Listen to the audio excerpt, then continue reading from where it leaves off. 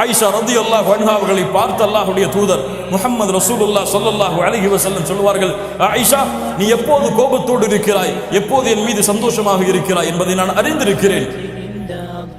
எப்படி அல்லாஹ்வுடைய தூதர், நீ கோபத்தோடு இருந்தால் சொல்லுவாய் இப்ராஹிமின் இறைவனின் மீது சத்தியம் செய்கிறேன், நீ சந்தோஷத்தோடு இருந்தால் சொல்லுவாய் முஹம்மதின் இறைவனின் மீது சத்தியம் செய்கிறேன். லா இலாஹ இல்லல்லாஹ். மனைவி அறிந்திருந்த கணவன் யார் உதாரணம் வேண்டும் இதைவிட? ஒரு மனைவி எப்போது சந்தோஷப்படுவாள், கோபப்படுவாள், முஹம்மது ரசூலுல்லாஹ் இந்த சமூகத்துடைய தலைவருக்கு தெரியும். லா இலாஹ இல்லல்லாஹ்.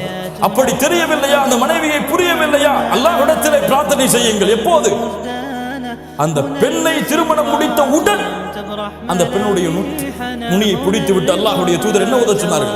அல்லாஹும்ம இன்னி அஸ்அலுக மின் கைரிஹா வ கைரி மா ஜுபிலத் அலைஹி.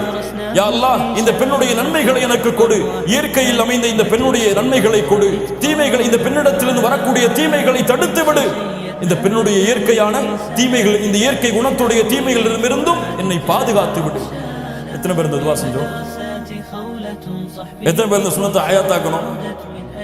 மீதி இருக்கவங்க எல்லாம் என்ன செய்வீங்க? இன்னொரு திருமணம் செய்வீங்க. லா இலாஹ இல்லல்லாஹ். கண்ணியத்துக்குரியவர்களே, அல்லாஹ் ரப்புல் ஆலமீன் நம்மை பாதுகாப்பானாக.